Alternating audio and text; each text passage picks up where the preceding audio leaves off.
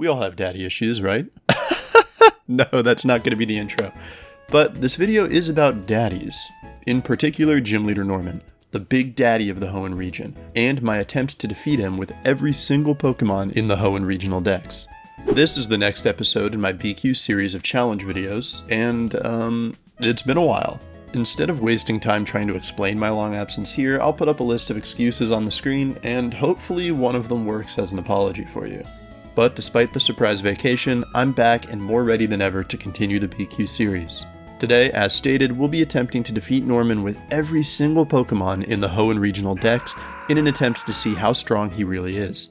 This follows our last videos against Tate and Liza and our recalculation of Bruno, and should be a pretty interesting entry. For those new to the series, I'll put the rules on the screen, and you can also find them in the description for your reference. Now, those of you with eagle eyes will realize something is a little different this time around. That being that instead of banning Double Team, Attract, and Evasiveness altering moves outright, I've changed it so that in round 1 they're only banned as TMs. I don't really think that this is going to be that much of a controversial rule change, because I don't think it really affects past BQ scores, but I wanted to quickly justify it here either way. Basically, while I do think these moves and strategies are a little cheap sometimes, I also think that we have to accept them as part of the game. And although I still want to ban TMs like Double Team and Attract that can be learned by almost everyone, I think if they appear naturally in a Pokemon's Learn set, they should be fair game in either round of the challenge.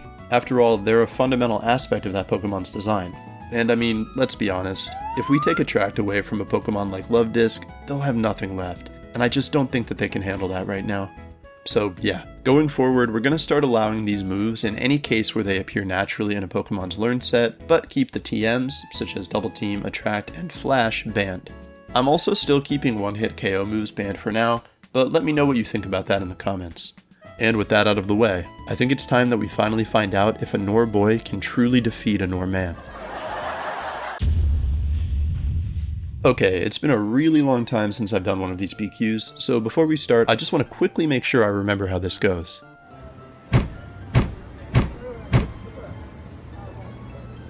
Yep, still got it. As always, we'll begin with the water type, which went a little differently than usual this time around. In your average BQ, I'll be running Surf on practically every Pokemon here, but in Pokemon Emerald, we don't get Surf until after we beat our dad, so that was out from the very beginning.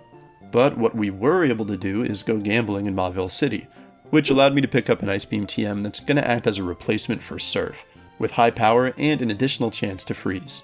This move, when combined with the relatively low special defense of Norman's team, was enough on its own to grab victories with all of the Pokemon on the screen. The only two that were having a bit of trouble making Ice Beam work were Little Guy's Barboach and Lotad.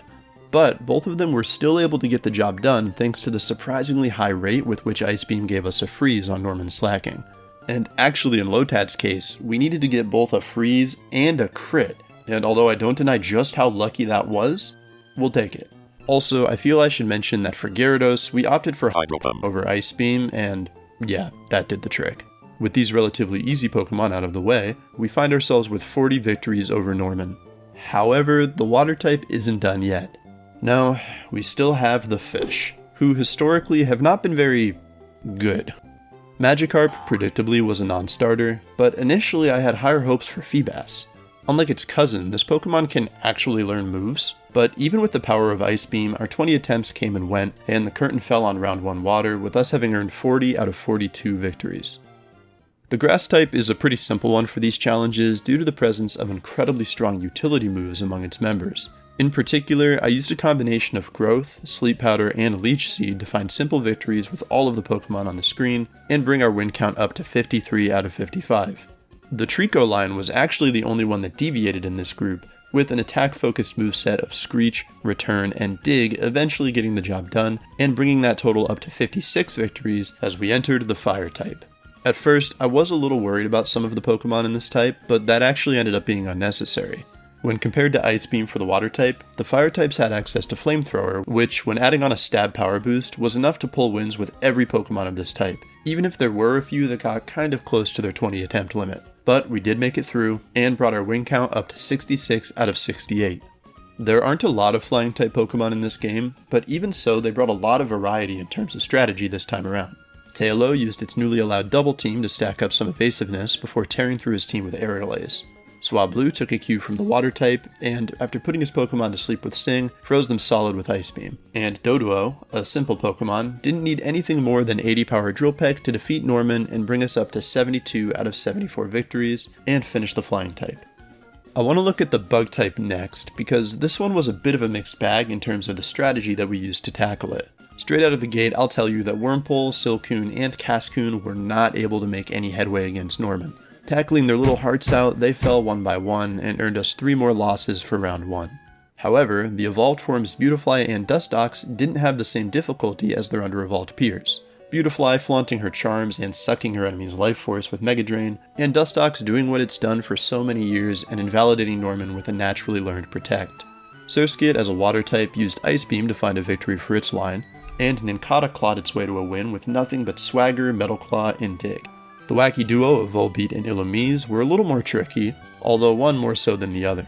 While Volbeat has access to the incredible move Tail Glow to buff up its special attack and Double Team to avoid getting hit, Illumise had to make do with lowering its enemy's stats instead, although they both pulled through in the end. And finally, Pinsir and Heracross had Brick Break, which ultimately brought us up to 83 out of 88 wins. Next up, we come to my favorite, the Grock type. This time around, the Rock side and Ground side actually had a few differences between them, mostly because Rock resists normal damage. But at the end of the day, this defensive divide was mostly negligible. A good deal of these Pokemon employed a simple strategy of a strong offensive move like Earthquake or Return, and relying on their strong defense to keep them alive. And with this, all of the Pokemon on the screen found quick victories. However, for some of the Grock Pokemon, they had to work a little harder. Sandshrew, for example, got lucky with a King's Rock flinch on Return to beat Norman's team, while Rhydon relied on the trifecta of Rock Blast, a King's Rock, and Slaking's Truant ability to see the fight through. The Phanpy line rolled over the enemy with Rollout, and Lileep got a victory for its line through an annoying combination of Ingrain, Confuse Ray, and Return. Finally, there were the odd special attacking Grock members Solrock, Lunatone, Baltoy, and Claydol. Lunatone and Solrock had Psychic and Flamethrower respectively, so these were pretty simple, but Baltoy had a tougher time, only making it past the fight with the help of an Ice Beam Freeze and an extremely lucky crit. The most interesting fight in this type, however, was none of these. No, it was the humble Trapinch, a little guy with big dreams who gave me the biggest run for my money on my journey to finish this type. See, Trapinch has a pretty good moveset, but what it doesn't have is speed. At first, I was trying to use its decent attack stat with moves like Return and Dig and hoping that would be enough, but by the time I got to the Slaking, it had taken so much damage that a single Facade or Feint attack would spell the end for it. Ultimately, the only way I was able to get the win with this Pokemon was to give it a speed boosting Jolly Nature with max IVs and EVs, and even then it was still only tied with the Slaking in speed. Because of this, it was really just a waiting game until a round where we got lucky enough to move first with Dig and claim the win, which ended up happening on attempt 17 out of 20. So, after all was said and done, we finished Grock with a total of 106 out of 111 victories, and moved on to Electric. With Electric being a special type in Gen 3, Norman's weak special defense wasn't able to do much against the presence of Thunderbolt, and we tore through his entire team without a single ounce of difficulty, quickly bringing our total up to 117 out of 122. And you know what, while we're at it, how about we do the other easy types now? Ice was kind of like an advanced version of the water type, and with Stab on Ice Beam, Norman just couldn't handle the cold. For the Dark type, despite it being a special type on paper, we actually just ended up using Return and special effect moves like Howl, Swords Dance, and Swagger to secure easy victories with all of these nefarious Pokemon. And with the Dragon type, although Bagon took a round or two before Return finished the job, all of the rest of these Pokemon being legendaries turned it into a total cakewalk. And finally, the Fighting type was, as expected, a total breeze. With the exception of Makuhita, who, being slow as shit, needed max speed before it was able to chop the Slaking in half and walk away with the victory. Whew. So, with those easy types finished, we find ourselves at 140 out of 145 wins, and have to move on to some types that were a little more interesting or difficult. I want to take a look at the Ghost type next, not because it was exceptionally difficult, but more because I thought that it was going to be. Of course, nominally the Ghost type should be strong against Norman, as they're immune to a lot of his attacks, but his two ringers, Vigoroth and Slaking, both have Feint Attack for exactly this situation. And when combined with Shuppet and Duskull's scanty move pools at the 40 level cap, I was worried that they dropped dead a second time before ever seeing a victory. But those fears ended up being unfounded.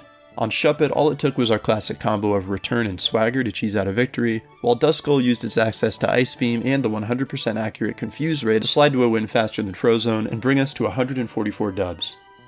The cool thing about the Psychic type is that at this point in the game, we already have access to both the Twisted Spoon and the Psychic TM. So for every Pokemon that could learn that move, this fight was a breeze, and we picked up simple wins with all of the Pokemon shown. But it's never that easy, is it? Wynot and Wobbuffet are my constant tormentors in the Psychic type because they can only damage their opponents through Counter and Magic Coat. Although sometimes this isn't all that annoying. Whenever the opponent has both physical and special moves, it makes it much harder to use their tools effectively. In this case, it was functionally impossible to get the win within 20 attempts, as we weren't doing enough damage, and the Vigoroth and Slaking kept switching between Facade, Slash, and Feint Attack, and generally making me want to smack my head against a wall. So we weren't able to get the victory with those two in round 1, and ended off the Psychic type with 157 out of 164 wins. The wonderful thing about the Steel type is that they have all of the defenses of the Rock type, but slightly more variety in their movesets. While Pokemon like Mawile used Fake Tears to lower their special defense and Crunch to tear their throats out, ones like Skarmory and Registeel focused on strong steel attacks to defeat their opponents. For Jirachi, Metang, and Metagross, Psychic was practically an instant win condition, and even the little guy Aaron was able to get a bit fancy, tossing out some metal sounds and stopping his opponent's hearts with a shockwave. All told, when these members of the Steel type had finished their jobs, we sat at 165 wins. But there was still the problem of Beldum.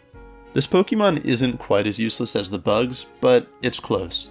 And against opponents as strong as Vigoroth and Slaking, we never really had a chance to get rolling, leaving us with a single loss in this type. Poison is a strange type in this generation, because there aren't very many Pokemon representing it, and even fewer Poison-type moves for them to use. But in this battle, it wasn't so bad finding wins. The Grimer and Coughing lines both made use of Sludge Bomb and its high power to whittle away at his team, while Seviper needed nothing more than a few strong crunches to earn its victory. Zubat had Confuse Ray, which, when combined with Wing Attack and a little luck, finished off the fight for its evolutionary line, while Swalot used a combination of Swagger and Sludge Bomb to great effect. But there is a reason I list Swalot on its own here. Gulpin, despite learning Sludge Bomb like its compatriots, had a hard time putting it to use, and in all of my attempts it fainted to the Slaking before it could seal the deal. Even attempting some wacky stockpile spit-up strats didn't help much, because although it was sometimes able to get the hit off, it didn't one-hit KO without a crit, and left Gulpin at the mercy of Norman's ghoulish gorilla. Which meant that at the end of the Poison type we had to add a loss, bringing us up to 175 wins out of 184 attempts. And now, we find ourselves at the final type for round 1. Normal. I've saved this for last, mostly to try to prove that, unlike our father, who relies on strong Pokemon and team synergy to earn his place among the Hoenn gym leaders, we can succeed with the type holistically. Basically, this is my way of saying that I'm better than you, Dad! Well, let's see how we did. As you probably could have guessed, our main weapon here is going to be Stab Return, because even with Norman's stronger physical defense, it's a move that gives us a ton of bang for our buck on every single Pokemon here.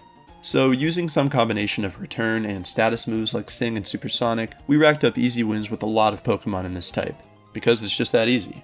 And among the Pokemon that used Return, I also just wanted to bring particular attention to our win with a bulk up using Slakoth, because in my opinion this is kind of like if Atreus beat Kratos with a butter knife, and I just think this is really funny. Aside from the Return users, there's also a contingent of normal types who do better with special attack, and we chose to use Ice Beam on all of these Pokemon mostly because the chance of a freeze was too good to pass up. Actually, good freeze luck turned out to be the only reason we were able to even get a win with Zigzagoon, who got a crazy fortunate freeze on attempt 19 and barely slid through the goal to victory. But within this group, there was also a little guy who struggled to make any progress. Igglybuff does have both Sing and Sweet Kiss available at this level, and I was hoping that we could just status our way through the fight and call it a day. But even when it was equipped with powerful moves like Flamethrower and Return, 20 attempts just wasn't enough, and we had to relegate our little friend to round 2. Even evolving to Jigglypuff didn't help much here, because even if we could make it through the Slaking and Vigoroth, his speedy Linoon was just waiting in the wings to finish the job. But just as I was about to despair, I remembered that Jigglypuff is actually able to learn what is potentially my favorite move in the Pokemon series, Rollout. This move is basically the holy text for Unga Bunga, hold forward, rush down enjoying idiots such as myself, gaining more power each time it hits and allowing for wacky victories that make you feel like a god despite the fact that all you really did was brainlessly press the A button once. But by God, I was happy to use it here. Like a kid in a Toys R Us, I ran gleefully to respec Jigglypuff as a physical attacker, and thus began our rollout journey. Frustratingly, at first it didn't seem like even this was going to work, as even though our Jigglypuff could handle his most difficult Pokemon, 5 turns of rollout just wasn't enough to finish off his whole team. In fact, by attempt 12, I was already resigning myself to the fact that we were just going to have to admit that rollout wasn't going to do it. Eric and Mike were right, and it's not that good of a strategy, and we would just have to move on to the Wigglytuff when God looked at me and told me I was right, granting a miracle crit that took out the Slaking and let us ride the rollout train all the way home. Now, do I think that this fight would have been possible without that holy crit? Probably not, but in the immeasurably wise words of our ancestors, we take those. And so, we were able to finish off the normal type with 17 more victories, bringing our grand total for round 1 against Norman to 192 out of 202. And being honest, only 10 losses isn't bad at all, but this isn't the end of our story. We've still got round 2 to try and pick up a few more wins and a couple of half points towards our BQ, so let's jump right into that. As you probably could have expected, the bugs weren't making any progress even when granted access to the choice band. Being limited to tackle just wasn't enough, and we had to hold our losses with Wurmple, Silcoon, and Cascoon even in round 2. Beldum was pretty much the same story, not only being limited to takedown, but also suffering recoil damage for every successful hit. I do think that there's a world where a crit could send us down a path to victory, but even on the one occasion where we did get the crit here, bad accuracy luck snatched defeat from our grasp, and we couldn't make this one work in 20 attempts either. Feebas, predictably, did a lot better once it had access to all of the held items in the game, before moving on to Wynot and Wobbuffet. Although Wynot and my own predictive abilities were still just a bit too weak to make it work, Wobbuffet's beefy defenses and slightly higher stats made it so that, even with a few bad counter mirror coat coin flips on my part, we were able to seal the deal this time around and earn a half a point toward our total. Igglybuff was probably the most simple upgrade for us in round 2, as we were able to keep Sing and add the more powerful Fire Blast and Protect TMs from the Lilycope department store to coast to an easy victory. Then there's Magikarp, who this time around became one of the most heartbreaking members of the A Crit Would Have Killed club. With its HP at 1 and the choice band equipped, this would have 100% been possible if only the crit would have appeared against the Slaking. But tragically, on attempt number 20, we ended up getting it around early on the Linoon instead, meaning this time around we weren't able to give ourselves that extra half point. But it could be done, if only you're a little bit luckier than I was. And that, my friends, brings us to our final Pokemon, Gulpin, a sticky little guy with a big heart.